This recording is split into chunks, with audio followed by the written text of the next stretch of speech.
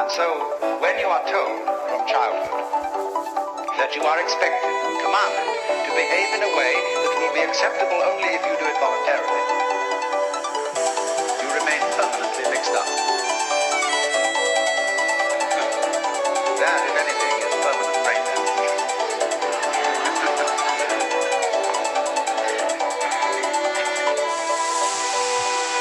But that's the idea, you see, because that's the game we're playing.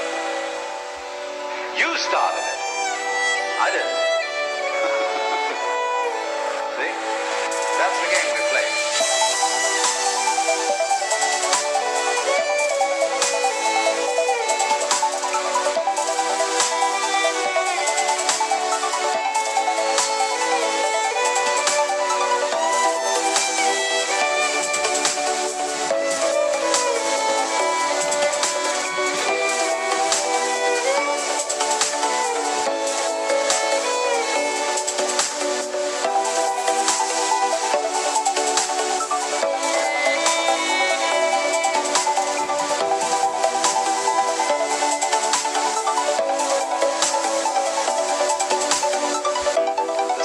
Doctrine of the Hindu way of life, I call it that rather than a religion, is in Sanskrit tatvamasi. You're it. To put it in a kind of colloquial way. You're it. And it is the which than which there is no whicher, which they call the Brahman, or the Atman with a capital A, meaning the self. You are only just kidding that you're just poor little me. See, the function of a guru, that is to say a spiritual teacher in India, is to give you a funny look in the eye, because he sees in you the Brahman, the Godhead, just claiming it's poor little me. And he's going to eventually, by all sorts of subtle techniques that are called in Sanskrit upaya, that in politics means chicanery, and in spiritual education means skillful pedagogy. He is going to try and kid you back into realizing who you really are.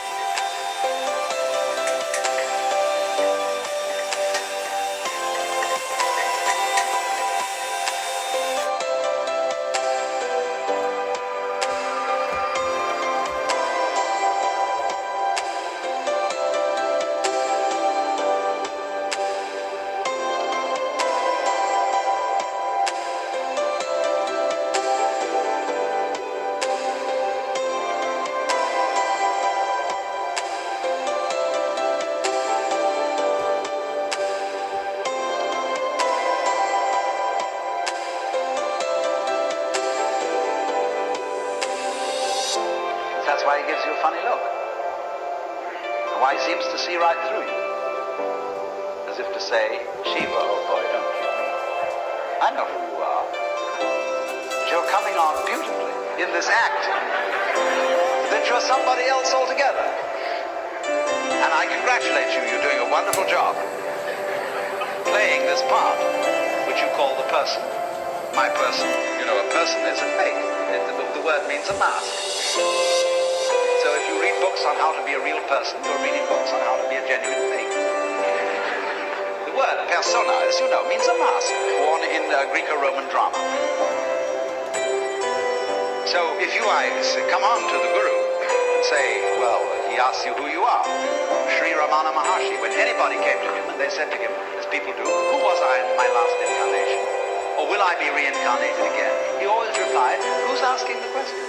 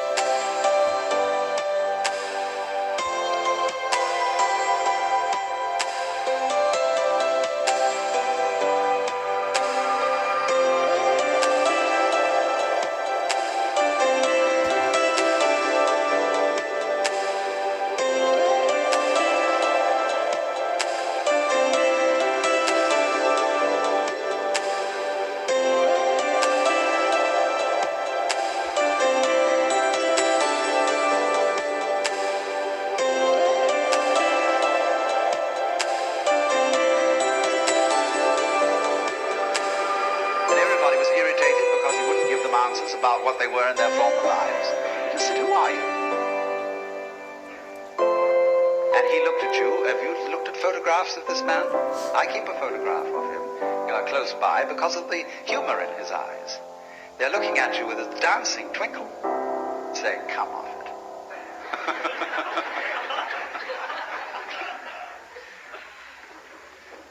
Now then, in these Asiatic traditions, it is well recognized that people who get the knowledge that you're it may very well run amok. And therefore they always couple any method of gaining this, whether it is yoga, whether it is smoking something or drinking something or whatever is the method, they always couple it with a discipline. Now I know the word discipline isn't very popular these days, and I would like to have a new word for it. I would prefer to use the word skill. Discipline is a way of expression. Say you want to express your feelings in stone. Now stone doesn't give way very easily. It's tough stuff. And so you have to learn the skill or the discipline of the sculptor in order to express yourself in stone. So in every other way, whatever you do, you require a skill.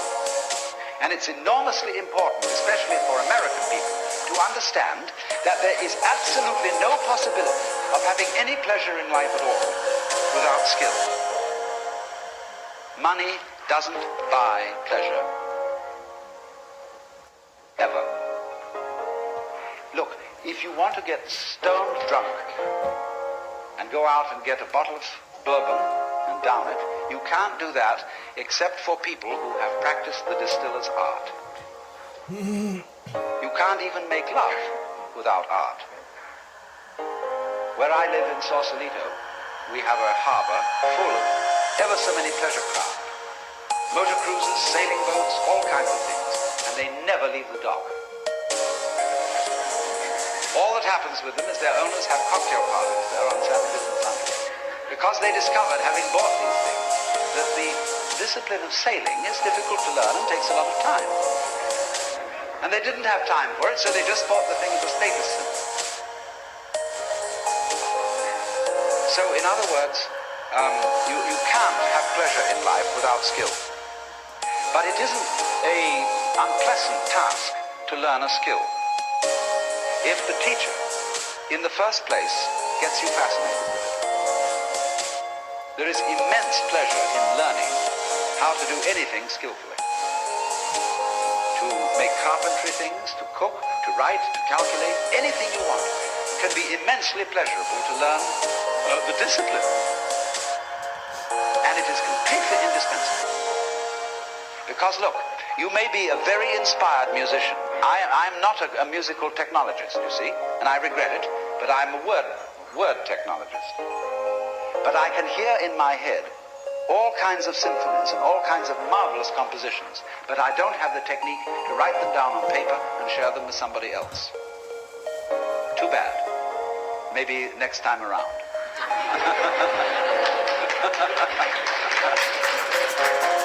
But you see, so far as words are concerned, I can express ideas because I have studied language. And I've worked very hard. Not that I didn't like it, I intensely enjoy the work of writing a book, although it is difficult. But it's fascinating to say what can never possibly be said. So, you see what's happening. What you have to do, you have inspiration, but then you have to have technique to incarnate, to express your inspiration. That is to say, to bring heaven down to earth and to express heaven in terms of earth.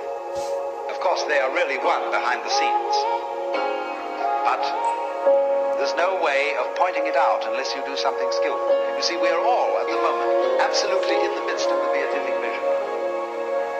We are all one with the divine, or some, I don't like that sort of wishy-washy language, but we are all there.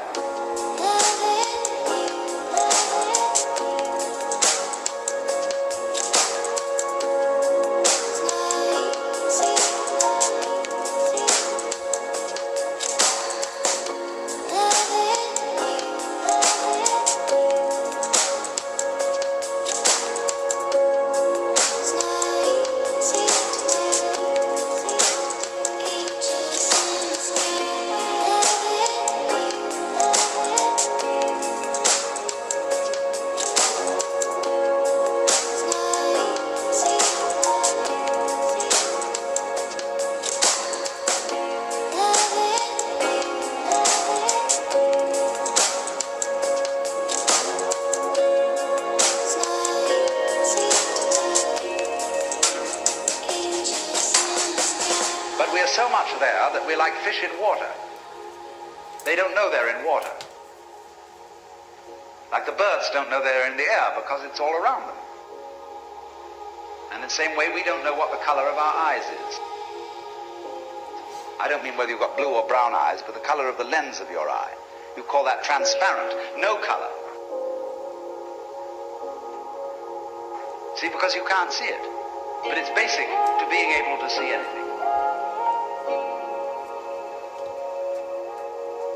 So in order to find out where you are, there has to be some way of drawing attention to it. And that involves skill.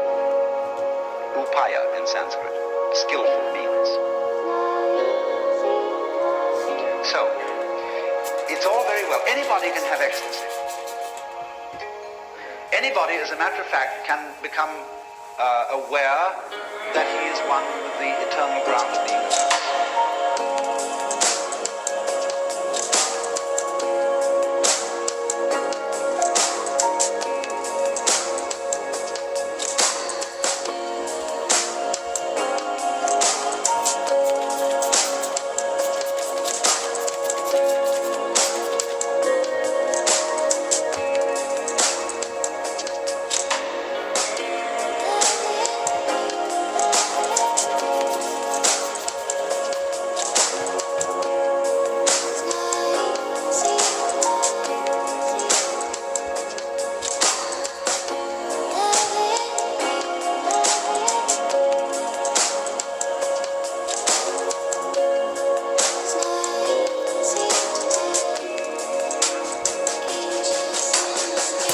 Let's suppose that while you were very, very high on LSD, you looked into a filthy ashtray and you saw the beatific vision, which is of course the case, because wherever you look, if your eyes are open, you will see the face of the divine.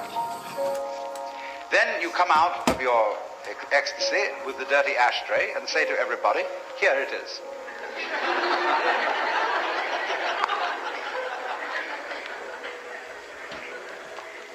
No, there is a possibility, if you are an extraordinarily skillful painter, or even photographer, of presenting the dirty ashtray so that everybody else will see almost what you saw.